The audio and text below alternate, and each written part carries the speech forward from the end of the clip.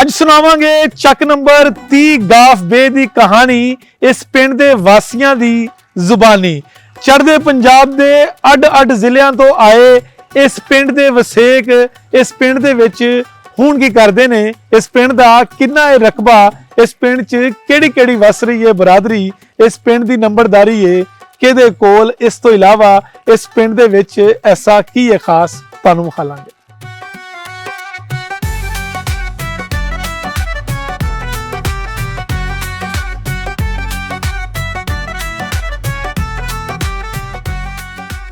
ਖੇਡਾਂ ਵਿੱਚ ਵੀ ਇਸ ਪਿੰਡ ਦਾ ਬੜਾ ਨਾਂ, ਕਿਸੇ ਦੌਰ ਦੇ ਵਿੱਚ ਇਸ ਪਿੰਡ ਦੀ ਕਬੱਡੀ ਟੀਮ ਸੀ ਪਾਕਿਸਤਾਨ ਦੀ ਨੈਸ਼ਨਲ ਟੀਮ ਦੇ ਬਰਾਬਰ। ਇਸ ਤੋਂ ਇਲਾਵਾ ਇਸ ਪਿੰਡ 'ਚ ਖੇਡੀ ਜਾਂਦੀ ਹੈ ਵਾਲੀਬਾਲ। ਇਸ ਪਿੰਡ ਦੇ ਵਿੱਚ ਹੋਰ ਕਿਹੜੇ ਨੇ ਮਸ਼ਹੂਰ ਖੇਡ, ਇਸ ਪਿੰਡ ਦੀ ਯੂਥ ਤੇ ਨੌਜਵਾਨ ਜਿਹੜੇ ਨੇ ਉਹ ਕੀ ਕਰਦੇ ਨੇ, ਪਿੰਡ ਦੇ ਲੋਕਾਂ ਦਾ ਕੀ ਹੈ ਜ਼ਰੀਆ ਮਾਸ਼।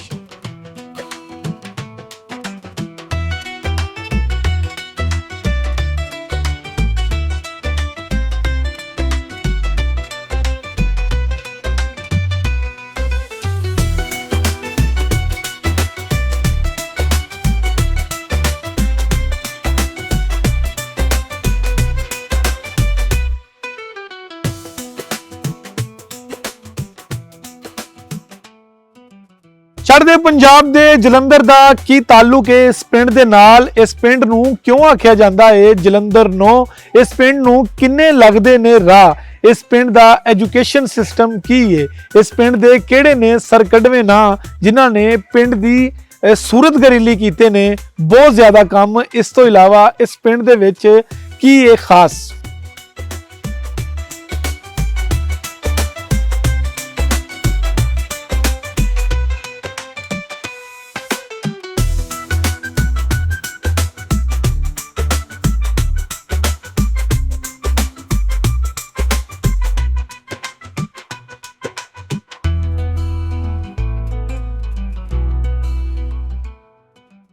ਤੂੰ ਕੀ ਜਾਣੇ ਸ਼ਹਿਰੀ ਬਾਬੂ, ਗੰਦਲਾਂ ਵਾਲੇ ਸਾਗ ਸਰੋਂ ਦੀ, ਪਾਲਕ ਤੇ ਬਾਥੂ ਦੀ ਚਸ ਨੂੰ, ਹਰੀ ਕਚੂਰ ਤੇ ਕੂਲੀਆਂ ਭੂਕਾਂ ਵਾਲਾ ਲਸਣ ਪਾ ਕੇ, ਦੇਸੀ ਘਿਓ ਦਾ ਤੜਕਾ ਲਾ ਕੇ, ਗਰਮੋ ਗਰਮ ਮਕਈ ਦੀ ਰੋਟੀ ਉੱਤੇ ਫਿਰ ਮੱਖਣ ਦਾ ਪੇੜਾ ਧਰ ਕੇ, ਜਦ ਫਿਰ ਬੁਰਕੀ ਲਾਈਏ, ਦਿਲ ਦੇ ਵਿੱਚ ਧਮਾਲਾਂ ਪਾਈਏ, ਖੁੱਲੇ ਡੁੱਲੇ ਮੰਜੇ ਉੱਤੇ ਬਹਿ ਕੇ ਚੱਸਾਂ ਲੈਨੇ ਆ, ਰੱਬ ਨੂੰ ਸੱਚਾ ਕਹਿੰਦੇ ਆ। ਮੇਰਾ ਨਾਮ ਜੀ ਜ਼ੁਲਫਕਾਰ ਅਲੀ ਵੱਟੂ ਹੈ ਅਤੇ ਮੈਂ ਵੱਟੂ ਬਰਾਦਰੀ ਨਾਮ, ਮੇਰਾ ਸ਼ਨਾਖਤੀ ਕਾਰਡ ਦੇ ਵਿੱਚ ਮੇਰੇ ਨਾਮ ਦਾ ਹਿੱਸਾ ਹੀ ਹੈ ਜ਼ੁਲਫਕਾਰ ਅਲੀ ਵੱਟੂ। ਅਤੇ ਉਸ ਤੋਂ ਪਤਾ ਲੱਗ ਜਾਂਦਾ ਕੌਮ ਸਾਡੀ ਵੱਟੂ ਰਾਜਪੂਤ ਫੈਮਿਲੀ ਨਾਲ ਤਾਲੁਕ ਹੈ ਮੇਰਾ। ਅਤੇ ਮੈਂ ਬਾਈ ਬਰਥ ਯਾਨੀ ਕਿ ਇਸ ਪਿੰਡ ਦਾ, ਯਾਨੀ ਮੇਰੀ 1960 ਦੀ ਪੈਦਾਇਸ਼ ਹੈ ਇਸ ਪਿੰਡ ਦੇ ਵਿੱਚ। ਅਤੇ ਮੇਰੇ ਵਾਲਦ ਸਾਹਿਬ, ਬਲਕਿ ਦਾਦਾ ਜੀ ਅਤੇ ਪੜਦਾਦਾ ਜੀ ਅਤੇ ਵਾਲਦ ਸਾਹਿਬ ਹਿਜਰਤ ਕਰਕੇ ਆਏ ਸੀ ਜ਼ਿਲ੍ਹਾ ਫਿਰੋਜ਼ਪੁਰ, ਤਹਿਸੀਲ ਮੁਕਤਸਰ, ਬਲਕਿ ਪਾਕਿਸਤਾਨ ਦੇ ਬਾਰਡਰ ਦੇ ਕਰੀਬ ਹੀ ਸਾਡਾ ਪਿੰਡ ਹੈ ਚੱਕ ਸੋਹਣਾ ਸਾਂਦੜ। ਉੱਥੋਂ ਮਤਲਬ ਸਾਡੀ ਪੂਰੀ ਫੈਮਿਲੀ ਜਿਹੜੇ ਵੱਟੂ ਕਾਸਟ ਹੈ ਨਾ, ਉਹ ਸਾਰੇ ਇੱਕੋ ਹੀ ਫੈਮਿਲੀ ਨੇ ਅਤੇ ਇੱਕੋ ਹੀ ਜਗ੍ਹਾ ਤੋਂ ਆਏ ਨੇ ਇੱਥੇ, ਮਤਲਬ ਮਾਈਗ੍ਰੇਟ ਕਰਕੇ। ਉਸ ਤੋਂ ਬਾਅਦ ਇੱਥੇ ਦੀ ਤਾਲੀਮ ਹੈ। ਪਿੰਡ ਦਾ ਪ੍ਰਾਇਮਰੀ ਸਕੂਲ ਜਿਹੜਾ ਹੈ ਨਾ, ਉਹ ਸਮਝ ਲਓ ਸਾਡੀ ਫਸਟ ਕਲਾਸ ਸੀ ਜਦੋਂ 1965 ਦੇ ਵਿੱਚ ਨਾ ਸਟਾਰਟ ਹੋਇਆ, ਅਤੇ ਸਾਡੀ ਪਹਿਲੀ ਕਲਾਸ ਸੀ ਜਿਹੜੀ ਕਿ ਅਸੀਂ ਮਤਲਬ ਇੱਥੋਂ ਸਟਾਰਟ ਕੀਤਾ, ਫਿਰ ਅੱਗੇ ਮਿਡਲ, ਫਿਰ ਹਾਈ, ਫਿਰ ਕਾਲਜ, ਫਿਰ ਯੂਨੀਵਰਸਿਟੀ। ਪਿੰਡ ਦਾ ਜੀ ਚੱਕ ਨੰਬਰ 30 ਗਾਫ ਬੇ ਗੁਗੇਰਾ ਬ੍ਰਾਂਚ ਤੋਂ ਹੈ ਅਤੇ ਜਲੰਧਰ ਨਾਂ ਇਸ ਪਿੰਡ ਦਾ ਨਾਂ ਹੈ। ਸਾਡੇ ਮਾਲੂਮਾਤ ਦੇ ਮੁਤਾਬਕ ਐਸਾ ਹੈ ਕਿ ਇਹ ਜਦੋਂ ਅੰਗਰੇਜ਼ਾਂ ਨੇ ਆਬਾਦ ਕੀਤਾ, ਲੈਲਪੁਰ ਦੇ ਨਾਲ ਹੀ ਇਹਦੀ, ਲੈਲਪੁਰ ਦਾ ਹਮ ਉਮਰ ਨੇ ਇਹ ਸਾਰੇ ਚਕੂਕ ਜਿਹੜੇ ਚੱਕ ਨੇ ਨਾ। ਅਤੇ ਸਾਡੀ ਮਾਲੂਮਾਤ ਦੇ ਮੁਤਾਬਕ ਇਹ ਸੀ ਵੀ ਉਦੋਂ ਇੱਕ ਤਾਂ ਪਾਰਟੀਸ਼ਨ ਹੋਈ 97 'ਚ, ਉਸ ਤੋਂ ਪਹਿਲੇ ਜਦੋਂ ਇਹ ਬਾਹਰ ਆਬਾਦ ਹੋਈ ਹੈ ਨਾ, ਉਸ ਵਕਤ ਆਬਾਦਕਾਰੀ ਐਕਟ ਇੱਕ ਬਣਿਆ ਸੀ। ਉਹਨਾਂ ਨੇ ਲੋਕਾਂ ਨੂੰ ਉਸ ਸਾਈਡ ਤੋਂ ਨਾ, ਮਤਲਬ ਇੰਡੀਆ ਵਾਲੀ ਸਾਈਡ ਤੋਂ ਮੁਖਤਲਿਫ ਜਗ੍ਹਾ ਤੋਂ ਬੁਲਾ ਕੇ ਬਈ ਉਹਨਾਂ ਨੂੰ ਇਨਸੈਂਟਿਵ ਦਿੱਤਾ ਕੋਈ ਜ਼ਮੀਨਾਂ ਦਾ, ਕੋਈ ਹੋਰ ਮਤਲਬ ਇਸ ਤਰ੍ਹਾਂ। ਅਤੇ ਉਹ ਕੁਛ ਲੋਕਾਂ ਦੇ ਮਤਲਬ ਸਾਡੇ ਉਹ ਨਾਂ ਜਿਹੜਾ ਹੈ ਨਾ, ਵੀ ਉਹ ਜਲੰਧਰ ਤੋਂ ਲੋਕ ਜ਼ਿਆਦਾ ਜਿਹੜੇ ਇੱਥੇ ਉਹਨਾਂ ਨੇ ਆਬਾਦ ਕੀਤੇ ਨਾ, ਉਹ ਉਹਨਾਂ ਨੂੰ ਆਬਾਦਕਾਰ ਵੀ ਕਹਿੰਦੇ। ਉਹ ਸਾਡਾ ਜਿਹੜਾ ਹੈ ਨਾ ਕਿਆਫਾ ਜਾਂ ਇਲਮ ਜਦ ਸੁਣਦੇ ਆਏ ਕਿ ਜਲੰਧਰ ਨੂੰ ਇਸ ਵਾਸਤੇ ਇਸ ਪਿੰਡ ਦਾ ਨਾਂ ਸੀ ਕਿ ਉਹ ਜਲੰਧਰ ਤੋਂ ਲੋਕ ਜ਼ਿਆਦਾ ਆਏ ਸੀ ਅਤੇ ਸ਼ਾਇਦ ਕੁਛ ਨਕਸ਼ਾ ਵੀ ਦਾ ਉਹਦੇ ਨਾਲ ਕੋਈ ਸ਼ਹਿਰ ਦੇ ਨਾਲ ਅਸੀਂ ਤਾਂ ਸਾਰੇ ਜਲੰਧਰ ਤਾਂ ਨਹੀਂ ਵੇਖਿਆ, ਲੇਕਿਨ ਇਹ ਨਕਸ਼ਾ ਦੋਸਤ ਐਸਾ ਸੀ ਕਿ ਅਸੀਂ ਬਚਪਨ 'ਚ 1960 ਦੀ ਮੇਰੀ ਪੈਦਾਇਸ਼ 63-64 'ਚ ਮਤਲਬ ਮੈਨੂੰ ਥੋੜ੍ਹੀ ਉਹ ਯਾਦ ਹੈ। ਅਤੇ ਉਸ ਵਕਤ ਜਿਹੜਾ ਇਹਦਾ ਪਿੰਡ ਦਾ ਸੀ ਨਾ ਨਕਸ਼ਾ ਐਡਾ ਕੁ ਮਤਲਬ ਪਿਆਰਾ ਸੀ। ਹੁਣ ਤਾਂ ਤਜਾਵਜ਼ਾਤ ਦੀ ਜ਼ਦ 'ਚ ਆ ਗਿਆ ਕਿ ਕਿਸੇ ਇੰਡੀਆ ਦੀ ਫਿਲਮਾਂ ਅਸੀਂ ਵੇਖਦੇ ਹਾਂ ਨਾ, ਜਿਵੇਂ ਮੈਂ ਕਈ ਫਿਲਮਾਂ ਵੇਖੀਆਂ ਨੇ ਅੰਗਰੇਜ਼ ਜਿਵੇਂ ਲਾਈ ਹੋਰ ਕਈ, ਉਹਨਾਂ ਨੇ ਸੈੱਟ ਬਣਾਏ ਹੁੰਦੇ ਨੇ। ਸਾਡਾ ਪਿੰਡ ਉਸ ਵਕਤ ਨਾ ਇੰਨੀ ਖੂਬਸੂਰਤੀ ਸੀ ਕਿ ਜਿਵੇਂ ਕਿ ਇੰਡੀਆ ਦੀ ਫਿਲਮ ਦਾ ਸੈੱਟ ਨਹੀਂ, ਇਸ ਤਰ੍ਹਾਂ ਖੂਬਸੂਰਤੀ ਸੀ। ਖੂਹੀਆਂ ਦੀ ਵੱਡਾ ਖੂਹ ਜਿਹੜਾ ਪਿੰਡ ਦਾ, ਉਸ ਤੋਂ ਜਿਵੇਂ ਆ ਫਿਲਮਾਂ 'ਚ ਲੋਕ ਆਉਂਦੇ ਨਾ ਬੀਬੀਆਂ ਪੰਜਾਬੀ ਕੱਪੜੇ ਧੋ ਰਹੀਆਂ ਨੇ ਅਤੇ ਪਾਸੇ ਰਾਊਂਡ ਬੜਾ ਵੱਡਾ ਉਹਦਾ ਬਣਾਇਆ ਰਾਊਂਡ ਖੁੱਲ੍ਹਾ, ਫਿਰ ਉਹਦੀ ਉਹ ਜਿਹੜੀ ਉਹ ਮਤਲਬ ਟਿੰਡ ਬਣੀ ਸੀ ਖੂਹ ਦੀ, ਉਹ ਪਾਣੀ ਖਿੱਚਣ ਵਾਲੀ, ਉਹ ਸਾਰਾ ਕੁਝ ਮੌਜੂਦ ਸੀ, ਮੈਨੂੰ ਯਾਨੀ ਯਾਦ ਹੈ। ਅਤੇ ਫਿਰ ਇੱਕ ਖੂਹੀਆਂ ਇਸ ਤਰ੍ਹਾਂ ਦੀਆਂ ਸੀ ਕਿ ਹਰ 5, 7, 10 ਘਰਾਂ ਨੂੰ ਹਰ ਖੂਹੀ ਟੱਚ ਕਰਦੀ, ਯਾਨੀ ਪਾਣੀ ਲੈਣ ਦੂਰ ਨਹੀਂ ਜਾਣਾ ਪੈਂਦਾ। ਖੂਹੀਆਂ ਦਾ ਮਤਲਬ ਜਿਸ ਤਰ੍ਹਾਂ ਸਾਡੇ ਉਸ ਪਿੰਡ ਦੀ ਲਹਿੰਦੀ ਨੁੱਕਰ ਤੋਂ ਸ਼ੁਰੂ ਹੋ ਜਾਓ ਅਤੇ ਲੁਹਾਰਾਂ ਵਾਲੀ ਖੂਹੀ ਅੱਗੇ ਜਨਾਬ ਹੈ, ਫਲਾਣੀ ਖੂਹੀ ਅੰਬਾਲੀਆਂ ਦੀ ਖੂਹੀ, ਉਹ ਜਿਵੇਂ ਜਿਵੇਂ ਫਿਰ ਉਹ ਅਸੀਂ ਫਿਰ ਇਹਨਾਂ ਨੂੰ ਆਪਣਾ ਨਾਂ ਰੱਖ ਲਿਆ, ਮਾਈ ਦੀ ਖੂਹੀ ਹੈ, ਫਲਾਣਾ ਜੀ ਰੌਲਾਂ ਦੀ ਖੂਹੀ ਹੈ, ਵਟੂਆਂ ਦੀ ਖੂਹੀ, ਜਿੱਥੇ ਜਿੱਥੇ ਉਹ ਜ਼ਿਆਦਾ ਲੋਕ ਹੁੰਦੇ ਸੀ ਫਿਰ ਅਸੀਂ ਲੋਕਾਂ ਨੇ। ਲੇਕਿਨ ਉਸ ਤੋਂ ਪੁਰਾਣੀ ਜਿਹੜੀ ਗੱਲ ਇਸ ਤਰ੍ਹਾਂ ਸੀ ਕਿ ਇੱਥੇ ਅਸੀਂ ਉਹ ਸੁਣਿਆ ਵੱਡੇ ਆਪਣੇ ਦਾਦਾ ਦਾਦੀ ਤੋਂ, ਵਾਲਦ ਸਾਹਿਬ ਤੋਂ ਵੀ ਆਏ ਨਾ, ਉਹਨਾਂ ਨੂੰ ਫਿਰ ਜ਼ਾਹਿਰ ਹੈ ਕਿ ਰੀਸੈਂਟਲੀ ਪਤਾ ਹੁੰਦਾ ਸੀ ਕਿ ਇੱਥੇ ਅਕਸਰੀਅਤ ਸਿੱਖ ਬਰਾਦਰੀ ਦੀ ਨਾ, ਅਤੇ ਮਤਲਬ ਰਾਜਪੂਤ ਫੈਮਿਲੀ ਅਤੇ ਕੋਈ ਜੱਟ ਫੈਮਿਲੀ ਦੀ ਸੀ, ਉਹ ਚਲੇ ਗਏ ਨੇ। ਅਤੇ ਲੋਕਲ ਜਿਹੜੇ ਮੁਸਲਮਾਨ ਲੋਕ ਸੀ ਨਾ, ਬਹੁਤ ਥੋੜ੍ਹੀ ਤਾਦਾਦ 'ਚ ਸੀ, ਬਲਕਿ ਸਮਝ ਲਓ ਤੁਸੀਂ ਗੈਰ ਕਾਸ਼ਤਕਾਰ ਲੋਕ ਨਾ, 2 ਮਲਕਾਂ ਦੀਆਂ 4-5 ਘਰ ਸੀ, ਇੱਕ ਹੀ ਘਰ ਸੀ ਆਪਦੇ ਤਾਏ ਚਾਚੇ, ਅਤੇ ਇੱਕ ਉਹ ਸੀ ਮਰਾਸੀ ਸਨ, 1-2 ਘਰ, ਅਤੇ ਇੱਕ ਭਰਾਈ ਜਿਹੜੇ ਉਹ ਢੋਲ ਬਾਜੇ ਦਾ ਕੰਮ ਕਰਦੇ ਸੀ। ਉਹ ਅਸੀਂ ਸੁਣਿਆ ਕਿ ਉਹ ਲੋਕਲ ਇੱਥੋਂ ਦੇ ਸੀ, ਬਾਕੀ ਸਿੱਖ ਚਲੇ ਗਏ ਮਾਈਗਰੇਟ ਕਰਕੇ, ਉਹ ਰਹਿ ਗਏ। ਫਿਰ ਸਾਡੇ ਜਿਹੜੇ ਬਜ਼ੁਰਗ ਆਏ ਨਾ, ਅਤੇ ਉਹਨਾਂ ਨੇ ਉਹਨਾਂ ਨਾਲ ਮਤਲਬ ਮਾਲੂਮਾਤ ਸ਼ੇਅਰ ਕਰਦੀਆਂ, ਸਾਡੇ ਇੱਦਾਂ ਹੁੰਦੇ ਸੀ ਫਲਾਣੇ। ਕੋਈ ਉਸ ਵਕਤ ਕੋਈ ਡਾਕੂਮੈਂਟਰੀ ਜਾਂ ਉਹ ਨਹੀਂ ਹੁੰਦੀ ਸੀ, ਵੀਡੀਓ ਸ਼ੀਡੀਓ ਦਾ ਪ੍ਰੋਗਰਾਮ ਨਹੀਂ ਸੀ ਹੁੰਦਾ, ਪਰ ਲੋਕ ਮਤਲਬ ਇਸ ਤਰ੍ਹਾਂ ਗੱਲਾਂ ਬਾਤਾਂ ਚੀਜ਼ਾਂ ਸੀ। ਗੁਆਂਢ ਦੀ ਜੀ ਸਭ ਤੋਂ ਨਾਲ ਇਹ 18 ਚੱਕ ਕੇ 118 ਇਹ ਸੀਰੀਅਲ ਚੱਲੀ ਆ ਰਹੀ, ਚਕੂਕ ਦੇ ਨੰਬਰ ਨੇ 20-21 ਤੋਂ ਇਸ ਤਰ੍ਹਾਂ ਸੀਰੀਅਲ ਵਾਈਜ਼ ਨੇ, ਅਤੇ ਨਾਲ ਦਾ 100 ਵਾਲਾ ਸੀਰੀਅਲ ਚੱਲ ਰਹੀ ਨਾਲ ਸੀਕੁਐਂਸ 'ਚ। 115 ਹੈ ਮਗਰਬੀ ਯਾਨੀ ਸ਼ਮਾਲ ਮਗਰਬੀ ਸਾਈਡ 'ਤੇ, ਅਤੇ ਸ਼ਮਾਲ ਮਗਰਬੀ ਸਾਈਡ 'ਤੇ 18 ਹੈ, ਅਤੇ ਸ਼ਮਾਲ ਮਸ਼ਰਕੀ ਸਾਈਡ 'ਤੇ 15 ਹੈ, ਅਤੇ ਮਸ਼ਰਕ ਜਨੂਬੀ ਸਾਈਡ 'ਤੇ 34 ਨਹਿਰ ਹੈ, ਅਤੇ ਨਹਿਰ ਤੋਂ ਪਾਰ 34 ਹੈ। ਮਗਰਬੀ ਸਾਈਡ 'ਤੇ ਇੱਧਰ ਜਨੂਬੀ ਮਗਰਬੀ ਸਾਈਡ 'ਤੇ ਹੈਗਾ 31 ਗਾਬੇ। ਸਭ ਤੋਂ ਪਹਿਲਾਂ ਤਾਂ ਬਹੁਤ ਸ਼ੁਕਰੀਆ ਇੰਡੋਜ਼ ਟੀਵੀ ਦੀ ਟੀਮ ਦਾ ਕਿ ਜਿਨ੍ਹਾਂ ਨੇ ਚੱਕ ਨੰਬਰ 30 ਗਾਬੇ 'ਤੇ ਇੱਕ ਡਾਕੂਮੈਂਟਰੀ ਬਣਾਉਣ ਦਾ ਫੈਸਲਾ ਕੀਤਾ ਔਰ ਸਾਡੇ ਕੋਲ ਤਸ਼ਰੀਫ ਲਿਆਏ। ਮੈਂ ਤੁਹਾਡਾ ਸਾਰਿਆਂ ਦਾ ਸ਼ੁਕਰੀਆ ਅਦਾ ਕਰਦਾ। ਅਤੇ ਜਿੱਥੋਂ ਤੱਕ ਤਾਲੀਮ ਦਾ ਸਵਾਲ ਹੈ, ਤਾਲੀਮ ਪਾਕਿਸਤਾਨ ਦੇ ਵਿੱਚ ਓਵਰਆਲ ਅਗਰ ਅਸੀਂ ਦੇਖਦੇ ਹਾਂ ਅਤੇ ਕੋਈ ਉਹਦੀ ਬਹੁਤ ਅੱਛੀ ਸੂਰਤ ਹਾਲ ਨਹੀਂ ਹੈ। ਸ਼ਹਿਰਾਂ ਨੂੰ ਛੱਡ ਕੇ ਅਗਰ ਅਸੀਂ ਪਿੰਡਾਂ ਵਿੱਚ ਆਉਂਦੇ ਹਾਂ, ਅਤੇ ਪਿੰਡਾਂ 'ਚ ਤਾਂ ਮਜਮੂਈ ਜਿਹੜੀ ਸੂਰਤ ਹਾਲ ਆ ਉਹ ਬੜੀ ਅਬਤਰ ਤਾਲੀਮੀ ਹਵਾਲੇ ਨਾਲ। ਅਗਰ ਅਸੀਂ ਉਸ ਤੋਂ ਵੀ ਅੱਗੇ ਆ ਕੇ ਦੇਖਦੇ ਹਾਂ, ਅਗਰ ਜਿਹੜੇ ਥੋੜ੍ਹੇ ਕੋਈ ਬੈਕਵਰਡ ਪਿੰਡ ਨੇ, ਜਿਨ੍ਹਾਂ ਦੀ ਕੋਈ ਮਾਸ਼ੀ ਸੂਰਤ ਹਾਲ ਕਮਜ਼ੋਰ ਆ, ਉਹਨਾਂ ਪਿੰਡਾਂ ਦੀ ਤਾਲੀਮੀ ਸੂਰਤ ਹਾਲ ਤਾਂ ਬਿਲਕੁਲ ਨਾਕਸ। ਮੈਂ ਤੁਹਾਨੂੰ ਹੁਣ ਉਹਦੀ ਮਿਸਾਲ ਦਿੰਦਾ। ਜਦੋਂ ਅਸੀਂ 1998 ਦੇ ਵਿੱਚ ਖਸੂਸਨ ਡਾਕਟਰ ਵਾਰਿਸ ਅਲੀ ਵਾਰਿਸ ਦੀ ਕਾਵਿਸ਼ ਦੇ ਨਾਲ ਜਦੋਂ ਅਸੀਂ ਗਜ਼ਾਲੀ ਸਕੂਲ ਦਾ ਇੱਥੇ ਇਫਤਤਾਹ ਕੀਤਾ, ਜਦੋਂ ਇਹ ਬਣਾਇਆ, ਅਤੇ ਸਾਡੇ ਪੂਰੇ ਪਿੰਡ 'ਚ 1 ਜਾਂ 2 ਬੱਚੀਆਂ ਸੀ ਜਿਨ੍ਹਾਂ ਨੇ ਮੈਟ੍ਰਿਕ ਕੀਤਾ ਸੀ।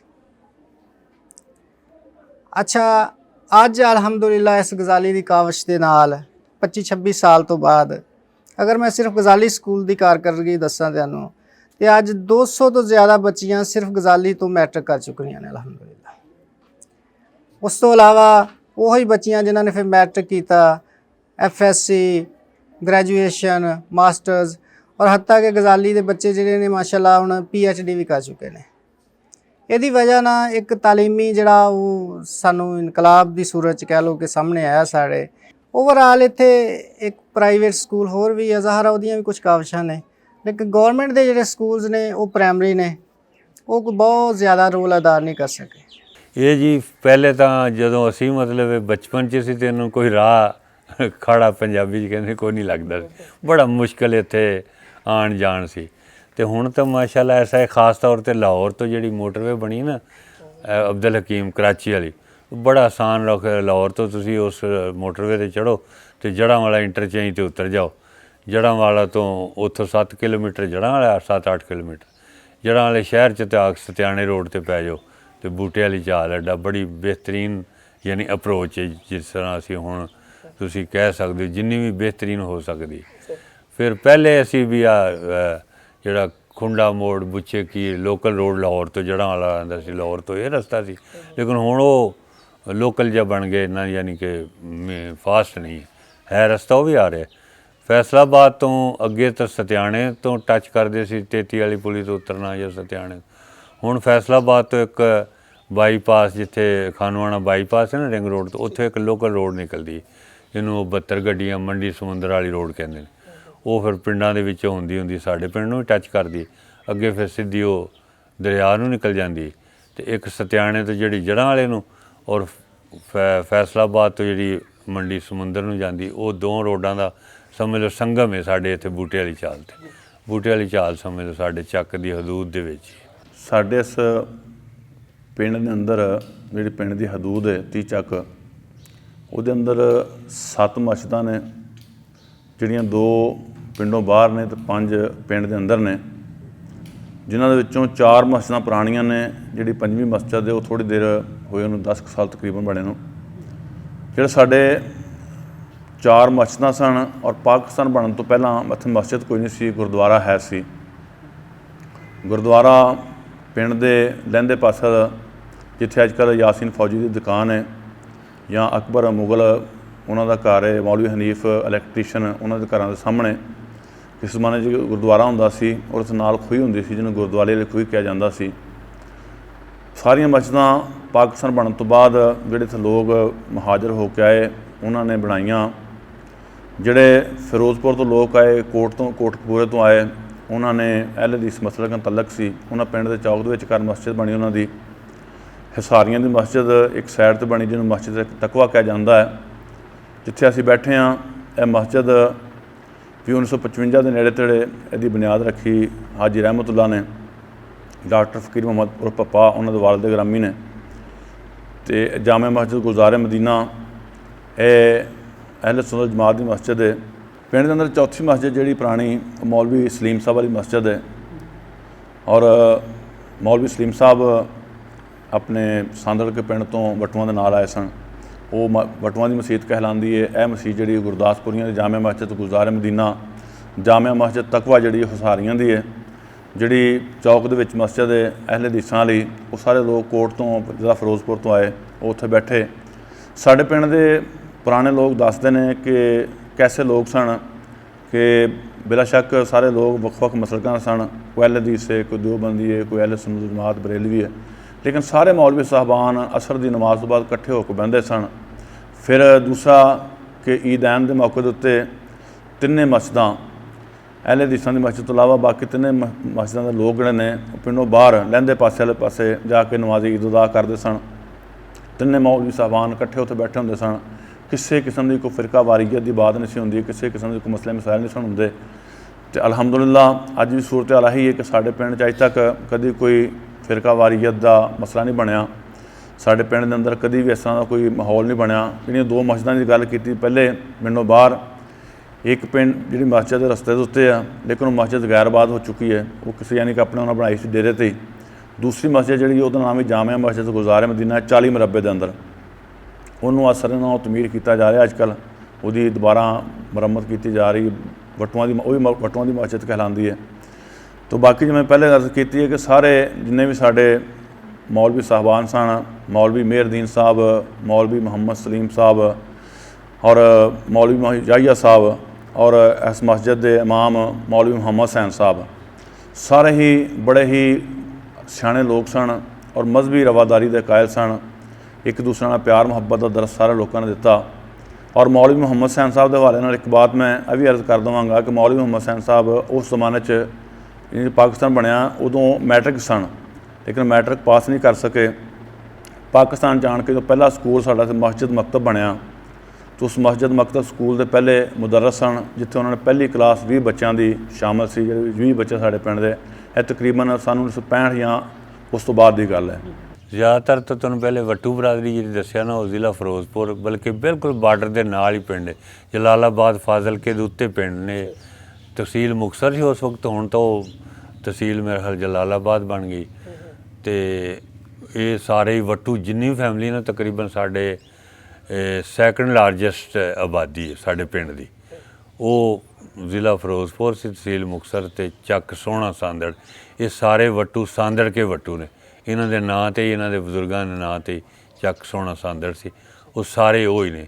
अगली गल रहेगी फिर इत्थे दे दूसरी जी सब तो लार्जैसट आबादी है ना, वो है अपना राई फैमिली। वो मुख्तलिफ ज़िलियां तो आए ने, ज़्यादातर वो भी फिरोजपुर दे ने, कोट कपूरे के इलाके चों आए ने, कुछ गुरदासपुर चो आए ने, कुछ जलंधर तो आए ने, कुछ अंमृतसर चो आए ने, थोड़े थोड़े ने। लेकिन वो मजमूई तौर पर फिर राई दे शुमार हो जाते हैं कि ज़्यादा फिर लार्जैसट बन जाती। तो उस तो बाद फिर सुखेरा बरादरी है, मतलब राजपूत फैमिली, ये भी बड़ी अच्छी मतलब इन्हां दी सब कास्ट सुखेरा। ये ज़िला हिसार तो आए ने। तो ਜਿਹੜੇ ਨੇ ਮੁਖਤਲਿਫ ਮਲਕ ਬਰਾਦਰੀ ਨੇ, ਕੁਛ ਅੰਬਾਲੇ ਤੋਂ ਆਏ ਨੇ, ਕੋਈ ਜਲੰਧਰ ਤੋਂ। ਇਸ ਤਰ੍ਹਾਂ ਗੁੱਜਰ ਬਰਾਦਰੀ ਨੇ, ਉਹ ਮੇਰਾ ਖਿਆਲ ਹੈ ਨੇ ਸ਼ਾਇਦ ਉਹਨਾਂ ਦੇ ਜ਼ਿਲ੍ਹੇ ਦਾ ਮੈਨੂੰ ਕਨਫਰਮ ਨਹੀਂ ਹੈ, ਹੁਸ਼ਿਆਰਪੁਰ। ਹਾਂ ਅੱਛਾ, ਜ਼ਿਆਦਾਤਰ ਹੁਸ਼ਿਆਰਪੁਰ ਦੇ ਨੇ। ਅਤੇ ਬਾਕੀ ਵਿੱਚ ਡੋਗਰ ਨੇ ਕੁਛ ਘਰ 5-7, ਉਹ ਵੀ ਫਿਰੋਜ਼ਪੁਰ ਦੇ ਨੇ। ਯਾਨੀ ਇੱਥੇ ਤੁਸੀਂ ਅਗਰ ਜ਼ਿਆਦਾ ਲੈ ਜਾਓ ਨਾ, ਤਾਂ सब तो ज़्यादा फिरोजपुर के माइग्रेटेड लोग ने, तो कुछ शक्करगढ़ तो थोड़े थोड़े लोग ने, या मतलब बाकी ज़िले तो थोड़े थोड़े आए ने। फिर दूसरे नंबर पर जोड़े माइग्रेटेड ने हिसार के जोड़े सुखेरा बरादरी ने, यानी उन्होंने भी काफ़ी इतने अक्सरीयत है। तो तुसीं राइयां दी ते वट्टूआं दी ते कुछ वो लोगों की, तो वो फिर फिरोजपुरियां की ज़्यादा इतने अक्सरीयत बन जाती उस हिसाब नाल। तो छोटियां छोटियां बरादरियां कुछ बहुत थोड़े थोड़े 2-2 4-4 घर भी रहे। ये जी आबादी तो तकरीबन मेरा ख्याल है हुण तकरीबन 5000 के नीयर अबाउट है। तो तकरीबन 2 मुरब्बे का यानी रकबा है जिथे साढ़े पिंड हुण आबाद है ना। पहले 1.5 मुरब्बा हुंदा सी, 1.25 मुरब्बा को खाली सी जगह पई, तो लोग वो सारे। तो ज़्यादातर जिहड़ा है ना जरिया माशे तक खेती बाड़ी काश्तकारी है। कुछ मतलब लोग ज़मींदार ने, तो कुछ उन्हां दे नाल अटैच ने। बाकी फिर इत्थे साढ़े मतलब तालीम जिहड़ी उस लैवल की नहीं है जिन्नी क होनी चाहिए पंजाब च या आस पास पिंडां च। इत्थे चूँकि प्राइमरी स्कूल बाद च बने, तुहानूं मैं दस्सिया कि असीं पहले स्टार्ट किया, उस तो पहले स्कूल नहीं सी। उस तो बाद फिर तालीम की जिहड़ी है ना रेशो घट है। तो इस लिहाज नाल सरकारी मुलाजमतां की भी रेशो बहुत घट है। बई ज़्यादा ज़्यादा कोई 40-50 बंदे इत्थों दे ना ਜਿਹੜੇ सरकारी मुलाजमत ਵਿੱਚ ਹੋਣਗੇ। तो ज़्यादातर फिर कुछ फैक्ट्रीज़ ਦੇ ਵਿੱਚ शहर फैसलाबाद है, ਉਹਨੂੰ कनैक्शन है। सुबह साढ़े ना पिंडों बसां 1-2 ਜਾਂਦੀਆਂ ਨੇ ਜਿਹੜੀਆਂ ਕੋਈ ਲੇਬਰ ਵਾਸਤੇ ਲੋਕ ਚਲੇ ਜਾਂਦੇ फैक्ट्रियां ਦੇ, ਜਾਂ मजदूर आम मजदूर, ਜਾਂ ਜਿਹੜੇ ਕੋਈ सरकारी मुलाजम भी जिन्होंने कन्वेंस नहीं, वो फिर सुबह का टाइम है भी बसां ਜਿਹੜੀਆਂ फैसलाबाद ਜਾਂਦੀਆਂ ਨੇ, वो फिर फैसलाबाद ਨਾਲ ज़्यादा अटैच है।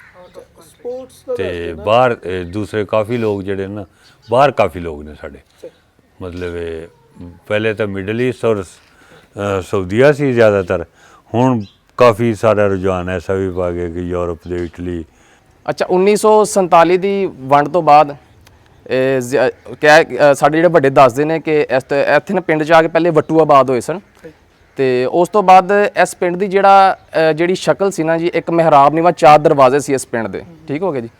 ਤੇ ਉਸ ਤੋਂ ਬਾਅਦ ਅਸੀਂ 4 ਦੀਵਾਰੀ ਸੀ ਇਸ ਪਿੰਡ ਦੀ, ਮੁਕੰਮਲ 4 ਦੀਵਾਰੀ ਸੀ। ਤੇ ਹੁਣ ਤੇ ਦੇਖ ਸਕਦੇ ਹੋ ਕਿ 4 ਦੀਵਾਰੀ ਵੀ ਬਿਲਕੁਲ ਖਤਮ ਹੋ ਚੁੱਕੀ ਹੈ, ਦਰਵਾਜ਼ੇ ਵੀ ਨਹੀਂ ਹੈ। ਇਸ ਪਿੰਡ ਦੇ ਅੰਦਰ ਇੱਕ ਬਹੁਤ ਵੱਡਾ ਖੂਹ ਹੁੰਦਾ ਸੀ ਚੌਕ ਦੇ ਅੰਦਰ, ਤੇ ਹਰ ਮਹੱਲੇ ਦੇ ਅੱਗੇ ਇੱਕ ਖੂਹੀ ਹੁੰਦੀ ਜਿੱਥੋਂ ਲੋਕ ਆਪਣਾ ਕੇ ਪਾਣੀ ਭਰਦੇ ਸੀ। ਤੇ ਵੱਡੇ ਖੂਹ ਨੂੰ ਵੀ ਤੇ ਖੂਹੀਆਂ ਨੂੰ ਬਿਲਕੁਲ ਖਤਮ ਕਰ ਦਿੱਤਾ ਗਿਆ ਹੈ। ਸਾਡੇ ਪਿੰਡ ਦੇ ਅੰਦਰ ਜੀ ਮੇਨ 2 ਨੰਬਰਦਾਰੀਆਂ ਨੇ, ਇੱਕ ਰਾਈ ਬਰਾਦਰੀ ਜੀ ਯੂਨਸ ਨੰਬਰਦਾਰ, ਤੇ ਦੂਸਰਾ ਡੋਗਰ ਬਰਾਦਰੀ ਸਰਜਾ ਨੰਬਰਦਾਰ, ਜਿਹੜੇ ਕਿ ਇਸ ਵਾਰੀ ਨੰਬਰਦਾਰੀ ਦੇ ਫਰਜ਼ਾਈ ਸਰ ਅੰਜਾਮ ਦੇ ਰਹੇ ਹਨ ਸਾਡੇ ਪਿੰਡ ਦੇ ਅੰਦਰ। ਤਕਰੀਬਨ ਸਾਡੇ ਪਿੰਡ ਨੰਬਰਦਾਰੀ ਦਾ ਕਹਿ ਲਓ ਕਿ 50% ਹੈ ਕਿ ਜ਼ਿਆਦਾਤਰ ਲੋਕ ਥਾਣੇ ਵਾਲੇ ਤੋਂ ਜ਼ਿਆਦਾ, ਸਾਡੀ ਅਕਸਰੀਅਤ ਜ਼ਿਆਦਾ ਥਾਣੇ ਵਾਲੇ ਜਾਂਦੀ, ਕਿਉਂਕਿ ਸਾਡੇ ਪਿੰਡ 'ਚ ਮੇਨ ਜਿਹੜੇ ਮਸਲੇ ਮਸਾਇਲ ਨੇ ਪਿੰਡ ਦੇ ਵਿੱਚ ਬਹਿ ਕੇ ਹੱਲ ਕੋਈ ਨਹੀਂ ਕੀਤੇ ਜਾਂਦੇ। ਠੀਕ ਹੈ, ਲੋਕ ਆਪਣੇ ਮਤਹਿਤ ਆਪ ਹੀ ਨੇ ਜ਼ਿਆਦਾਤਰ, ਤੇ ਬਾਕੀ ਇਸ ਕਲਚਰ ਨੂੰ ਠੀਕ ਕਰਨਾ ਚਾਹੀਦਾ ਹੈ। ਬਾਕੀ ਦਰਅਸਲ ਅਸੀਂ ਪੰਜਾਬੀ ਤੋਂ ਕਲਚਰ ਤੋਂ ਬਹੁਤ ਦੂਰ ਚਲੇ ਗਏ ਹਾਂ। ਠੀਕ ਹੋ ਗਿਆ ਜੀ, ਅਸੀਂ ਆਪਣੇ ਜਿਹੜੇ ਵੱਡਿਆਂ ਕੋਲ ਨਾ ਕੋਈ ਮਸ਼ਵਰਾ ਲੈਂਦੇ ਹਾਂ, ਤੇ ਇਸ ਕਰਕੇ ਕਿ ਇਸ ਪਿੰਡ ਦੇ ਵਿੱਚ ਇਹੀ ਸੂਰਤ ਹਾਲ ਚੱਲ ਰਹੀ ਹੈ ਜੀ। ਸਪੋਰਟਸ ਦੇ ਲਿਹਾਜ਼ ਨਾਲ ਤੁਹਾਨੂੰ ਮੈਂ ਦੱਸਾਂ ਜੀ ਕਿ ਸਾਡੇ ਪਿੰਡ 'ਚ ਸਭ ਤੋਂ ਜਿਹੜੀ ਮਕਬੂਲ ਗੇਮ ਹੈ ਕਬੱਡੀ ਹੈ। ਔਰ ਇੱਕ ਵਕਤ ਐਸਾ ਸੀ ਜਦੋਂ ਅਸੀਂ ਬਚਪਨ 'ਚ ਚੌਥੀ ਪੰਜਵੀਂ 'ਚ ਪੜ੍ਹਦੇ, ਤੇ ਸਾਡਾ ਇਸ ਪੂਰੇ ਏਰੀਏ 'ਚ ਸਾਡੀ ਟੀਮ ਦਾ ਯਾਨੀ ਕਿ ਟਾਪਰ ਸੀ।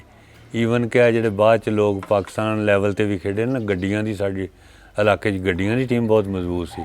ਲੇਕਿਨ ਉਸ ਵਕਤ ਹੁਣ ਤਾਂ ਬਾਅਦ 'ਚ ਉਹ ਤਗੜੇ ਹੋ ਗਏ, ਮਤਲਬ ਸਾਡੇ ਲੋਕ ਮੁੰਡੇ ਜ਼ਰਾ ਪੜ੍ਹਾਈ ਉਸ ਪਾਸੇ ਨਾ ਨਿਕਲੇ। ਇੱਕ ਵਕਤ ਐਸਾ ਸੀ ਵੀ ਅਸੀਂ ਗੱਡੀਆਂ ਨੂੰ ਇੱਥੇ ਜਿਹੜੇ ਲੋਕਲ ਟੂਰਨਾਮੈਂਟ ਹੁੰਦੇ ਇੱਥੇ ਹਰਾਉਂਦੇ ਸੀ। ਉਹੀ ਮਤਲਬ ਬੜੀ ਮਕਬੂਲ ਗੇਮ ਸੀ। ਔਰ ਸਾਡੀ ਜਿਹੜੀ ਉਹ, ਮੈਂ ਅਗਰ ਚਸ਼ਮੇ ਤਸੱਵਰ ਨਾਲ ਦੇਖਾਂ ਨਾ, ਤੇ ਜਿਹੜੀ ਕੋਈ 70-72 ਦੇ ਵਿੱਚ ਸਾਡੇ ਪਿੰਡ ਦੀ ਟੀਮ ਸੀ ਨਾ, ਉੱਧਰੋਂ ਮੈਂ ਪਾਕਿਸਤਾਨੀ ਟੀਮ ਦੀ ਹੁਣ ਵੇਖਾਂਗੇ, ਉਹ ਸਾਡੇ ਪਿੰਡ ਦੀ ਟੀਮ ਬਿਹਤਰ ਲੱਗਦੀ, ਇੰਨੀ ਬਹੁਤ ਅੱਛੀ ਟੀਮ। ਉਸ ਤੋਂ ਬਾਅਦ ਫਿਰ ਵਾਲੀਬਾਲ ਦੇ ਸ਼ੁਰੂ, ਮੈਂ ਖੁਦ ਵੀ ਵਾਲੀਬਾਲ ਦਾ ਪਲੇਅਰ ਹਾਂ। ਵਾਲੀਬਾਲ ਦਾ ਦੂਸਰੇ ਨੰਬਰ 'ਤੇ ਗੇਮ। ਫਿਰ ਅੱਜ ਕੱਲ੍ਹ ਕ੍ਰਿਕਟ ਬਾਅਦ 'ਚ ਜਿਹੜੇ ਯੰਗਸਟ ਨੇ ਉਹ ਫਿਰ ਕ੍ਰਿਕਟ ਨਾਲ ਬਹੁਤ ਦਿਲਚਸਪੀ ਲੈਂਦੇ। ਇਹ ਜ਼ਿਆਦਾਤਰ 3 ਗੇਮਾਂ ਜਿਹੜੀਆਂ ਨਾ ਦੇਖੀਆਂ ਵੀ ਸ਼ੌਕ ਨਾਲ ਜਾਂਦੀਆਂ ਨੇ, ਔਰ ਇਹਨਾਂ 'ਚ ਹੈ। ਫਿਰ ਸਾਡੇ ਇੱਕ ਹੋਰ ਜ਼ਿਮਨੀ ਢੱਗਿਆਂ ਦਾ ਬੜਾ ਸ਼ੌਕ ਹੈ। ਔਰ ਇੱਕ ਗੇਮ ਐਸੀ ਹੈ, ਉਹ ਮੇਰਾ ਖਿਆਲ ਹੁਣ ਤੁਹਾਡੇ ਅਗਰ ਟੀਵੀ ਦੇ ਜ਼ਰੀਏ ਮੈਂ ਆਖਾਂ ਕਿ ਮੈਂ ਅੱਜ ਤੱਕ ਕਰਾਚੀ ਤੱਕ, ਬਾਹਰ ਸਾਊਦੀਆ, ਅੱਗੇ ਪਿੱਛੇ ਮੁਲਕਾਂ 'ਚ ਵੀ ਗਏ, ਉਹ ਗੇਮ ਕਿਸੇ ਜਗ੍ਹਾ ਤੋਂ ਮੈਂ ਵੇਖੀ ਸੁਣੀ। ਉਹ ਸਾਡੇ ਪਿੰਡ 'ਚ ਸੀ ਮੀਰੋ ਡੱਬਾ, ਜਿਹਦੇ ਕਿ ਨਾ ਬੜੇ ਨਾ ਨਾਮੀ ਗ੍ਰਾਮੀ ਪਲੇਅਰ ਸੀ। ਉਹ ਜ਼ਾਹਰ ਅੱਗੇ ਤਾਂ ਨਹੀਂ ਜਾਂਦੀ ਸੀ, ਇੱਥੇ ਲੋਕਲ ਖੇਡ ਸੀ, ਬੜਾ ਤਫਰੀਹ ਸੀ, ਕ੍ਰਿਕਟ ਨਾਲ ਮਿਲਦੀ ਜੁਲਦੀ ਖੇਡ। ਉਹਦੇ ਕਾਇਦੋ ਜ਼ਵਾਬਤ ਇੱਕ ਵਾਰੀ ਮੈਂ ਜੰਗ ਅਖਬਾਰ 'ਚ ਪੜ੍ਹੇ ਸੀ, ਲੇਕਿਨ ਅੱਜ ਤੱਕ ਮੈਨੂੰ ਕੋਈ ਬੰਦਾ ਐਸਾ ਨਹੀਂ ਮਿਲਿਆ ਕਿ ਜਿਹੜਾ ਮੈਨੂੰ ਕਹੇ ਵੀ ਹਾਂ ਮੀਰੋ ਡੱਬਾ ਮੈਂ ਵੀ ਖੇਲਦਾ ਜਾਂ ਮੈਂ ਵੀ ਜਾਣਦਾ। ਉਹ ਬੜੀ ਜ਼ਬਰਦਸਤ ਗੇਮ ਸੀ। ਪਤਾ ਨਹੀਂ ਉਹ ਕਿੱਥੋਂ ਸਾਡੇ ਪਿੰਡ 'ਚ ਆਈ ਆ, ਔਰ ਇੱਥੇ ਹੀ ਉਹ ਨਾ ਪਲੀ ਬੜੀ ਆ ਅਤੇ ਇੱਥੇ ਹੀ ਫੈਲੀ ਹੈ। ਸਾਡੇ ਪਿੰਡ ਦੇ ਕੋਲ ਕੋਈ 50-52 ਮੁਰੱਬੇ ਨੇ ਜੀ, ਜਿਨ੍ਹਾਂ ਵਿੱਚੋਂ 2 ਮੁਰੱਬਿਆਂ 'ਚ ਸਾਡੇ ਪਿੰਡ ਦੀ ਰਹਿਤਲ ਆ, ਵੱਸੋਂ ਆ ਜਿਹਨੂੰ ਅਸੀਂ ਆਖਦੇ ਹਾਂ। ਠੀਕ ਆ, 50 ਮੁਰੱਬੇ ਜ਼ੇਰੇ ਕਾਸ਼ਤ ਨੇ, ਉਹ ਵੀ ਪੂਰੇ ਨਹੀਂ ਨੇ। ਉਹਨਾਂ 'ਚੋਂ ਕੁਛ ਜ਼ਮੀਨ ਜਿਹੜੀ ਆ ਉਹ ਬੰਜਰ ਹਜੇ ਤੱਕ ਪਈ ਹੋਈ ਹੈ, ਔਰ 2-3 ਜਿਹੜੇ ਪਿੱਛੇ ਸੈਲਾਬ ਆਏ ਨੇ, ਖਸੂਸਨ 79-80 ਦੇ ਵਿੱਚ, ਉਸ ਤੋਂ ਬਾਅਦ 2008-10 ਦੇ ਵਿੱਚ ਬਹੁਤ ਜ਼ਿਆਦਾ ਬਾਰਿਸ਼ਾਂ ਹੋਈਆਂ। ਉਹਦਾ ਦੀ ਵਜ੍ਹਾ ਤੋਂ ਵੀ ਸਾਡੇ ਪਿੰਡ ਦੀ ਜਿਹੜੀ ਆ ਨਾ ਇੱਕ ਹਿੱਸਾ ਯਾਨੀ ਤਕਰੀਬਨ ਅੱਧੀ ਜ਼ਮੀਨ ਜਿਹੜੀ ਆ ਉਹ ਖਰਾਬ ਹੋ ਗਈ, ਜਿਹਦੀ ਵਜ੍ਹਾ ਤੋਂ ਫਸਲਾਂ ਵੀ ਮੁਤਾਸਰ ਹੋਈਆਂ ਨੇ। ਜ਼ਿਮੀਂਦਾਰਾਂ ਨੂੰ ਬਹੁਤ ਬੜਾ ਧਚਕਾ ਲੱਗਾ ਹੈ, ਤੇ ਜ਼ਿਮੀਂਦਾਰਾਂ ਨੇ ਫਸਲ ਬੀਜੀ ਹੋਈ ਸੀ ਉਹ ਤਬਾਹ ਹੋ ਗਈ। ਨਾ ਸਿਰਫ ਕਿ ਬੱਚਤ ਨਹੀਂ ਆਈ, ਬਲਕਿ ਉਹਨਾਂ ਦੇ ਜਿਹੜਾ ਖਰਚਾ ਕੀਤਾ ਹੋਇਆ ਸੀ ਉਹ ਵੀ ਵਾਪਸ ਨਹੀਂ ਮਿਲ ਸਕਿਆ। ਅੱਛਾ, ਇਹਦੇ ਨਾਲ ਸਾਡੇ ਪਿੰਡ ਦੀਆਂ ਜਿਹੜੀਆਂ ਮੇਨ ਫਸਲਾਂ ਨੇ, ਉਹ ਸਭ ਤੋਂ ਜ਼ਿਆਦਾ ਇੱਥੇ ਲੋਕ ਕਮਾਦ ਬੀਜਦੇ ਨੇ। ਉਸ ਤੋਂ ਬਾਅਦ ਗੰਦਮ ਆ, ਕਣਕ ਜਿਹਨੂੰ ਅਸੀਂ ਕਹਿੰਦੇ ਹਾਂ, ਔਰ ਮੂੰਜੀ ਦੀ ਫਸਲ ਦਾਨ। ਇਹਦੇ ਨਾਲ ਫਿਰ ਪੱਠਿਆਂ ਲਈ ਬਰਸੀ, ਮਕਈ, ਚਰੀ ਔਰ ਇਸ ਤਰ੍ਹਾਂ ਦੀਆਂ ਵੀ ਫਸਲਾਂ ਬੀਜੀਆਂ ਜਾ ਰਹੀਆਂ ਨੇ। ਲੇਟੈਸਟ ਜਿਹੜਾ ਹੁਣ ਪਿਛਲੇ ਕੁਝ ਚੰਦ ਸਾਲਾਂ ਤੋਂ ਲੋਕਾਂ ਨੇ ਸਰੋਂ ਵੀ ਬੀਜਣੀ ਸ਼ੁਰੂ ਕੀਤੀ ਹੈ, ਔਰ ਇਹ ਨਾਲ ਹੁਣ ਮਕਈ ਦੀ ਫਸਲ ਵੀ ਥੋੜ੍ਹੀ ਅਹਿਮੀਅਤ ਇਖਤਿਆਰ ਕਰ ਗਈ ਹੈ। ਤੇ ਕੁਝ ਲੋਕ ਮਤਲਬ ਬਾਜਰਾ ਜਾਂ ਇਸ ਤਰ੍ਹਾਂ ਹੀ ਆ। ਤਿਲ ਜਿਹੜਾ ਲੇਟੈਸਟ ਹੈ, ਇਸ ਸਾਲ ਲੋਕਾਂ ਨੇ ਤਿਲ ਨੂੰ ਬਹੁਤ ਅਹਿਮੀਅਤ ਦਿੱਤੀ ਸੀ, ਤਿਲ ਵੀ ਕਾਫੀ ਕਾਸ਼ਤ ਕੀਤੇ ਨੇ। ਲੇਕਿਨ ਹੋਇਆ ਇਹ ਆ ਪਿਛਲੇ ਖਸੂਸਨ ਸਾਲ ਤੋਂ ਕਿ ਗੌਰਮੈਂਟ ਦੀ ਕੋਈ ਪਾਲਿਸੀ ਜਿਹੜੀ ਆ ਕਿਸਾਨਾਂ ਲਈ ਅੱਛੀ ਨਹੀਂ ਰਹੀ। ਕਿਸਾਨਾਂ ਨੇ ਆਪਣੀ ਫਸਲ ਕਣਕ, ਗੰਦਮ ਬੀਜੀ ਸੀ, ਉਹਦੇ ਰੇਟਸ ਇੰਤਹਾਈ ਕੰਮ ਕਰਕੇ ਗਰੀਬਾਂ ਨੂੰ, ਗਰੀਬ ਕਿਸਾਨ ਨੇ ਇੱਥੇ 2, 4, 5 ਕਿੱਲਿਆਂ ਦੇ ਜ਼ਿਆਦਾ ਜ਼ਿਮੀਂਦਾਰ ਨੇ, ਚੰਦ ਘਰ ਨੇ ਜਿਨ੍ਹਾਂ ਦੀ ਕੋਈ 15-20 ਏਕੜ ਜ਼ਮੀਨ ਆ, ਬਾਕੀ ਸਾਰੇ 2, 4, 5, 7 ਕਿੱਲਿਆਂ ਵਾਲੇ ਨੇ। ਉਹਦਾ ਜ਼ਿਮੀਂਦਾਰ ਨੂੰ ਨੁਕਸਾਨ ਇਹ ਹੋਇਆ ਕਿ ਉਹਨਾਂ ਦੀ ਫਸਲ ਜਿਹੜੀ ਆ ਆਪਣੇ ਪੈਸੇ ਵੀ ਪੂਰੇ ਕਰ ਨਹੀਂ ਸਕੇ। ਅੱਜ ਹੁਣ ਜ਼ਿਮੀਂਦਾਰ ਪਹਿਲੇ ਹੀ ਚੁੱਕੇ ਬੜੇ ਪਰੇਸ਼ਾਨ ਸੀ, ਇਸ ਫਸਲ ਦੀ ਕਾਸ਼ਤ ਦੇ ਨਾਲ ਉਹਨਾਂ ਦਾ ਖਰਚਾ ਵੀ ਨਹੀਂ ਮੁੜਿਆ, ਉਹਨਾਂ ਦੀ ਮਾਸ਼ੀ ਸੂਰਤ ਹਾਲ ਮਜ਼ੀਦ ਕਮਜ਼ੋਰ ਹੋ ਗਈ ਹੈ। ਤੇ ਮੈਂ ਤੁਹਾਡੇ ਚੈਨਲ ਰਾਹੀਂ ਗੌਰਮੈਂਟ ਨੂੰ ਵੀ ਗੁਜ਼ਾਰਿਸ਼ ਕਰਾਂਗਾ, ਮੁਤਾਲਬਾ ਉਹਨਾਂ ਅੱਗੇ ਰੱਖਾਂਗਾ ਕਿ ਕਮ ਅਜ਼ ਕਮ ਜਿਹੜੀ ਪਾਲਿਸੀ ਬਣਾਉਂਦੇ ਆ ਉਹਨੂੰ, ਉਹਦਾ ਫਾਲੋਅਪ ਹੋਣਾ ਚਾਹੀਦਾ, ਉਹਨੂੰ ਪੂਰਾ ਕੀਤਾ ਜਾਣਾ ਚਾਹੀਦਾ। ਗੌਰਮੈਂਟ ਨੇ ਖੁਦ ਇਹ ਰੇਟ 3900 ਤੈਅ ਕੀਤਾ ਸੀ, ਲੇਕਿਨ ਉਹ ਗੰਦਮ ਨਹੀਂ ਖਰੀਦੀ ਗਈ ਜ਼ਿਮੀਂਦਾਰ ਕੋਲੋਂ, ਔਰ ਜ਼ਿਮੀਂਦਾਰ ਦੀ ਉਹ ਗੰਦਮ ਜਿਹੜੀ ਸੀਗੀ ਉਹ ਫਿਰ 2200, 2300, 2400, 2500 ਤੱਕ ਸੇਲ ਹੋਈ ਆ, ਜਿਹਦੇ ਨਾਲ ਖਰਚੇ ਵੀ ਪੂਰੇ ਨਹੀਂ ਹੋ ਸਕੇ। ਇਸ ਸਿਲਸਿਲੇ 'ਚ ਮੈਂ ਸਭ ਤੋਂ ਟਾਪ ਤੇ ਜਿਹੜੇ ਸਾਡੇ ਪਿੰਡ ਦੀ ਸਮਝ ਲਓ ਵੀ ਜਿੰਨੇ ਬਗੈਰ ਸਮਝ ਲਓ ਕਮੇਟੀ ਨੂੰ ਨਾ ਫੜ ਕੇ ਜਿਹੜਾ ਨਾ ਸੁਧਾਰਨ, ਉਹ ਜੇ ਮੌਲਵੀ ਹੁਸੈਨ ਬਖਸ਼ ਸਾਹਿਬ ਸੀ, ਜਿਨ੍ਹਾਂ ਨੇ ਉਸ ਪ੍ਰਾਇਮਰੀ ਸਕੂਲ ਉਸ ਵਕਤ ਇੱਕ ਟਾਈਮ ਖੁੱਲ੍ਹਿਆ ਸੀ ਕਿ ਮਸਜਿਦ ਮਕਤਬ ਸਕੀਮ ਦੇ ਤਹਿਤ ਸਾਡਾ ਇਹ ਸਕੂਲ ਬਣਿਆ ਸੀ। ਅਯੂਬ ਖਾਨ ਨੇ ਕੁਝ ਬਈ ਮੌਲਵੀ ਸਾਹਿਬ ਜੇ ਕੋਈ ਪੜ੍ਹੇ ਨਾ 8-10 ਜਮਾਤਾਂ ਅਤੇ ਉਹਨਾਂ ਨੂੰ ਥੋੜ੍ਹੀ ਜਿਹੀ ਟ੍ਰੇਨਿੰਗ ਦੇ ਕੇ ਤੇ ਉਹ ਜਿਹੜਾ ਨਾ ਮਸਜਿਦ ਦੇ ਨਾਲ ਹੀ ਅਟੈਚ ਕਰਕੇ ਨਾ ਉਸ ਦੇ ਤਹਿਤ ਹੀ ਇਹ ਸਕੂਲ, ਉਹਨਾਂ ਨੇ ਇੱਕ ਵਾਹਿਦ ਆਦਮੀ ਸੀ ਜਿਹੜਾ 3 ਕਲਾਸਾਂ 4 ਹੁੰਦੀਆਂ ਸੀ ਪੜ੍ਹਾਉਂਦੇ, ਔਰ ਡਿਵੋਟਡ ਆਦਮੀ, ਉਹਦੀ ਮਤਲਬ ਐਸਾ ਵੇਖ ਲਾ, ਮੈਂ ਸਮਝਦਾ ਕਿ ਹੋ ਸਕਦਾ ਕਿਸੇ ਨੂੰ ਹੋਰ ਮੇਰੇ ਬੰਦੇ ਜ਼ਿਆਦਾ ਇਲਮ ਹੋ, ਲੇਕਿਨ ਮੈਂ ਬੜਾ ਆਪਣੇ ਪਿੰਡ ਨੂੰ ਨਾ ਮੈਂ ਨਿਊਟਰਲੀ ਦੇਖਦਾ ਉਹਨਾਂ ਵਰਗਾ। ਉਸ ਤੋਂ ਬਾਅਦ ਫਿਰ ਬੜਾ ਸ਼ੇਅਰ ਕੀਤਾ ਸਾਡੇ ਦੋਸਤ ਨੇ, ਵਾਰਿਸ ਸਾਹਿਬ ਨੇ, ਮਲਕ ਸਾਹਿਬ ਨੇ। ਅਸੀਂ ਆਪਣੇ ਤੌਰ 'ਤੇ ਮਤਲਬ ਇਹ ਨਹੀਂ ਇੰਨਾ ਕਰ ਸਕੇ ਖਾਸ ਤੌਰ 'ਤੇ ਐਜੂਕੇਸ਼ਨ ਦੇ ਹਵਾਲੇ ਨਾਲ, ਲੇਕਿਨ ਸਾਡਾ ਇੰਨਾ ਥੋੜ੍ਹਾ ਜਿਹਾ ਹੈ ਸੀ ਕਿ ਵਾਰਿਸ ਸਾਹਿਬ ਨੂੰ ਗਜ਼ਾਲੀ ਸਕੂਲ ਦੀ ਪ੍ਰਪੋਜ਼ਲ ਦੇਣ ਵਾਲੇ ਅਸੀਂ ਉੱਥੇ ਗਏ ਮਨਸੂਰੇ, ਅਤੇ ਉੱਥੇ ਉਹ ਇਸ਼ਤਿਹਾਰ 'ਚੋਂ ਲੱਗਿਆ ਸੀ, ਉਹਨਾਂ ਨੂੰ ਕਿ ਸਕੂਲ ਖੋਲ੍ਹੋ। ਪਹਿਲੀ ਮੇਰੀ ਇੰਨੀ ਕੁ ਆਪਣੀ ਖਿਦਮਤ ਸੀ ਕਿ ਇਹਨਾਂ ਨੇ ਕਿਹਾ ਯਾਰ ਮੇਰੇ ਕੋਲ ਜਗ੍ਹਾ ਨਹੀਂ, ਅਤੇ ਕੁਛ 6 ਮਹੀਨੇ ਕੇ 4 ਮਹੀਨੇ ਮੇਰੀ ਜਗ੍ਹਾ 'ਚ ਇਹਨਾਂ ਨੇ ਸਟਾਰਟ ਕੀਤਾ, ਯਾਨੀ ਸਾਡੀ ਹਵੇਲੀ ਸੀ। ਉੱਥੋਂ ਫਿਰ ਅਗਾਂਹ ਅੱਲਾ ਕੀਤਾ ਉਹ ਅੱਜ ਇੱਕ ਗਜ਼ਾਲੀ ਸਕੂਲ ਸਾਡੇ ਇੱਕ ਤਨਾਵਰ ਮਤਲਬ ਦਰਖਤ ਬਣ ਚੁੱਕੇ, ਬੜੀ ਉਹਦੀ ਹੈ ਮਤਲਬ ਸ਼ੇਅਰਿੰਗ। ਫਿਰ ਛੋਟੇ ਲੈਵਲ 'ਤੇ ਲਾ ਲਓ ਇੱਕ ਉਸਮਾਨ ਪਬਲਿਕ ਸਕੂਲ ਹੈ, ਫਿਰ ਗੌਰਮੈਂਟ ਸਕੂਲ ਨੇ 2, ਜਿਹੜਾ ਅਸੀਂ ਮਸਜਿਦ ਮਕਤਬ ਸਕੂਲ ਵਾਲਾ ਸੀ ਉਹ ਬਾਅਦ 'ਚ ਪ੍ਰਮੋਟ ਹੋ ਕੇ ਪ੍ਰਾਇਮਰੀ ਸਕੂਲ ਬਣ ਗਿਆ 5 ਤੱਕ। ਉਹਦੀ ਬਸ ਇੰਨੀ ਪ੍ਰਮੋਸ਼ਨ ਹੋਈ ਕਿ 5ਵੀਂ ਤੱਕ ਹੀ ਅਜੇ ਤੱਕ ਹੈ, ਹਾਲਾਂਕਿ ਉਹਦੇ ਕੋਲ ਜਗ੍ਹਾ ਸਾਡੇ ਕਾਲਜ ਜਿੰਨੀ ਜਗ੍ਹਾ ਹੈ, ਲੇਕਿਨ ਉਹ ਬਸ 5ਵੀਂ ਤੋਂ ਫਿਰ ਲੋਕਾਂ ਦਾ ਰੁਝਾਨ ਵੀ ਉਹਨਾਂ ਨੇ, ਫਿਰ ਆਸ-ਪਾਸ ਪਿੰਡਾਂ 'ਚ ਲੋਕ ਇੱਧਰ ਸਾਡੇ ਪਿੰਡ ਨੂੰ ਉਹਨਾਂ ਦੇ ਸਕੂਲ 18 'ਚ ਵੀ ਹੈ, 15 'ਚ ਵੀ ਹੈ, 34 'ਚ ਵੀ ਹੈ, 31 'ਚ ਵੀ ਹੈ, ਅਤੇ ਫਿਰ ਸਾਡਾ ਪਿੰਡ ਇਸ ਲਿਹਾਜ਼ ਨਾਲ ਫਿਰ ਉਹ ਕਿਉਂਕਿ ਲੋਕਲ ਇੰਨੀ ਆਬਾਦੀ ਜ਼ਿਆਦਾ ਨਹੀਂ ਅਤੇ ਪਾਸਿਓਂ ਆਉਂਦੇ ਨਹੀਂ, ਉਹ ਪਾਸੇ ਉਹਨਾਂ ਆਪਣੇ ਪਿੰਡ ਸਕੂਲ ਨੇ। ਬਾਕੀ ਜਿਹੜੇ ਲੋਕ ਨੇ ਮੈਂ ਤੁਹਾਨੂੰ ਦੱਸਣਾ ਕਿ ਮੇਰੇ ਕਾਗਜ਼ਾਂ ਜਾਂ ਮੇਰੇ ਜੱਜਮੈਂਟ ਦੇ ਮੁਤਾਬਕ ਸਭ ਤੋਂ ਟਾਪ 'ਤੇ ਸਾਡੇ ਉਹ ਮੌਲਵੀ ਹੁਸੈਨ ਬਖਸ਼ ਸਾਹਿਬ ਸੀ। ਉਸ ਤੋਂ ਬਾਅਦ ਫਿਰ ਅੱਗੇ ਲਾ ਲਓ ਵਾਰਿਸ ਸਾਹਿਬ ਨੂੰ ਮੈਂ ਨੰਬਰ ਦਿਆਂਗਾ, ਮਲਿਕ ਇਕਬਾਲ ਸਾਹਿਬ ਨੇ, ਸ਼ਾਹ ਸਾਹਿਬ ਨੇ, ਆਪਣੇ ਆਸ਼ਿਕ ਅਲੀ ਫੈਸਲ ਸਾਹਿਬ ਨੇ, ਹੋਰ ਬੱਚੀਆਂ ਸਾਡੇ ਪਿੰਡ ਬੱਚੀਆਂ ਦਾ ਨਾਮ ਪਤਾ। ਅਤੇ ਮੇਰੀ ਜਿਹੜੀ ਮਤਲਬ ਆਪਣੀ ਤੁਸੀਂ ਸਮਝ ਲਓ ਕਿ ਇਸ ਪਾਰਟੀਸਪੇਸ਼ਨ ਐਜੂਕੇਸ਼ਨ ਲੈਵਲ 'ਤੇ ਕਿ ਮੈਂ ਤਾਂ ਮਤਲਬ ਜ਼ਾਹਿਰ ਬੈਂਕ 'ਚ ਮੇਰੀ ਜੋਬ ਹੋ ਗਈ, ਔਰ ਉਹ ਪਿੰਡ ਦੇ ਨਾਲ ਮੈਂ ਇੰਨਾ ਕੋਈ ਜ਼ਿਆਦਾ ਖਿਦਮਤ ਨਹੀਂ ਕਰ ਸਕਦੇ। ਅਤੇ ਹੁਣ ਮੇਰੀ ਬੇਟੀ ਹੈ ਨਾ MPhil ਉਹਨੇ ਇੰਗਲਿਸ਼ ਲਿਟਰੇਚਰ 'ਚ ਕੀਤਾ ਹੈ, ਅਤੇ ਉਹ ਪਿੰਡ 'ਚ ਦੇ ਪ੍ਰਾਇਮਰੀ ਸਕੂਲ ਦੀ ਹੈੱਡ ਹੈ। ਔਰ ਮੈਂ ਆਪਣੀ ਤਰਫੋਂ ਉਹਨੂੰ ਹੀ ਕਹਿੰਦਾ ਬੇਟਾ ਬਈ ਜਿਹੜਾ ਅਸੀਂ ਕੋਈ ਕਰਜ਼ ਦੇਣਾ ਹੈ ਉਹ ਤੁਸੀਂ ਹੁਣ ਅਦਾ ਕਰੋ।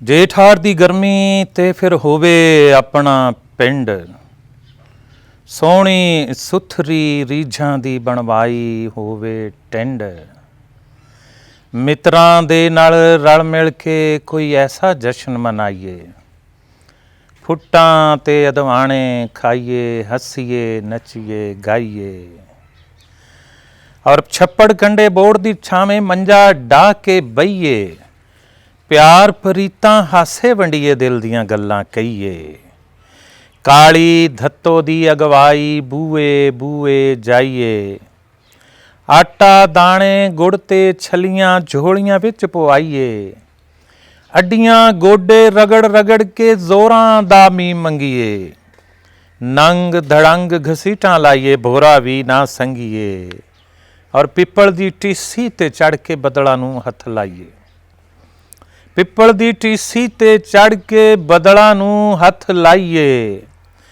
ਇੱਕ ਟਹਿਣੇ ਤੋਂ ਦੂਜੇ ਟਹਿਣੇ ਲੈਂਦੇ ਚੜ੍ਹਦੇ ਜਾਈਏ, ਔਰ ਬਾਲ ਪੁਣੇ ਦੇ ਸਾਰੇ ਮੰਜ਼ਰ ਇੱਕ ਥਾਂ ਖਿੱਚ ਲਿਆਈਏ, ਗੁੱਜੇ ਸ਼ਾਹ ਦੇ ਮੇਲੇ ਉੱਤੇ ਰੱਜ ਧਮਾਲਾਂ ਪਾਈਏ, ਬੂਰੀ ਮੱਝ ਦੀ ਪੂਛਲ ਫੜ ਕੇ ਛੱਪੜ ਦੇ ਵਿੱਚ ਨਹਾਈਏ, ਇੱਕ ਦੂਜੇ ਨੂੰ ਚਾਗਾਂ ਕਰੀਏ, ਢੋਲੇ ਮਾਈਏ ਗਾਈਏ, ਔਰ ਲੁੱਕਣ ਮਿੱਟੀ ਘੋਲ ਕਬੱਡੀ ਐਡਾ ਖੱਡਾ ਵਾਂਝੂ, ਅੱਗੜ ਪਿਛੜ ਭੱਜੀਏ ਨੱਸੀਏ, ਬਾਲੂ ਬੱਬਰੂ ਰਾਂਝੂ, ਘੋੜੀ ਦਾ ਗੜਮਸ ਬਣਾਈਏ ਜਾਂ ਫਿਰ ਗੋਲੀ ਪਿੱਲਾਂ, ਲਾਟੂ ਦਾ ਮੂੰਹ ਖੂਨੀ ਕਰੀਏ ਤੇਜ਼ ਤਰੀਖੇ ਕਿੱਲਾਂ, ਫੇਰ ਮੁਖਾਲਿਫ ਲਾਟੂ ਨੂੰ ਕੋਈ ਵੱਖਰਾ ਮਜ਼ਾ ਚਖਾਈਏ, ਗੁੱਲੀ ਡੰਡਾ ਫੜ ਮਿੱਤਰਾਂ ਨੂੰ ਲੰਮੀ ਸੈਲ ਕਰਾਈਏ।